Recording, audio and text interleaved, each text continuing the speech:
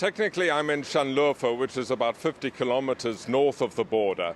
The implications of this deal is that it raises the stakes because of the strong prospect of a battle between the Turkish army and the Syrian government forces. One of the three towns that the Syrian Kurdish-led militia, the Syrian Democratic Forces, have said they will now hand over to the Syrian government forces is Kobani. And Kobani is right on the Turkish border.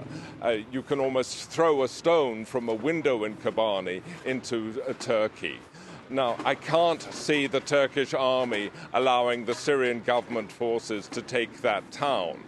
Another of the three towns is Manbij, and the Turkish government has been wanting to take over that town, has been saying it will throw the Kurds out of that town for years now. So, a battle is looming, that's for sure.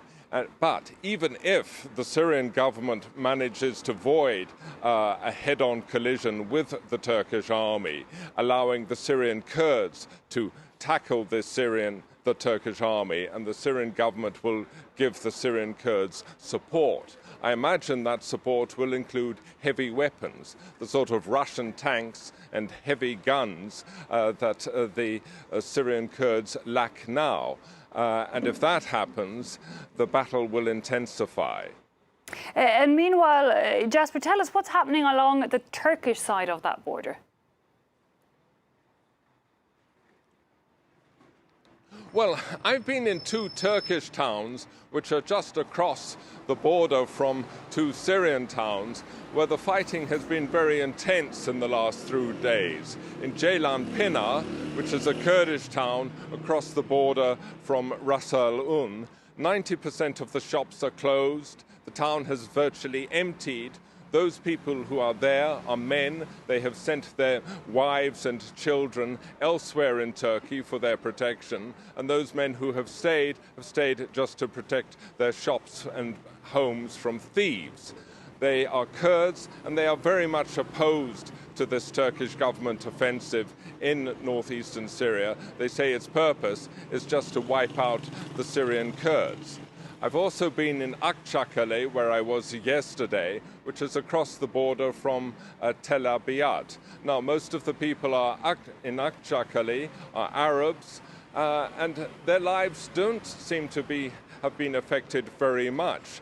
There are still men, women, and children on the streets. Shops are open.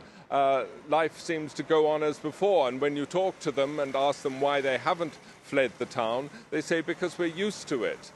We've seen the Islamic State take over Tel Abyad. We've seen the Kurds push Islamic State out of Tel Abyad. So we're used to intense fighting over there. We're not scared.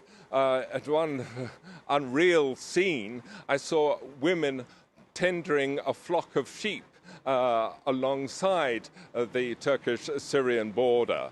And, just 1.5 kilometers away from them, people were killing each other. But here in front of me was this pastoral scene that could have been painted by Corot.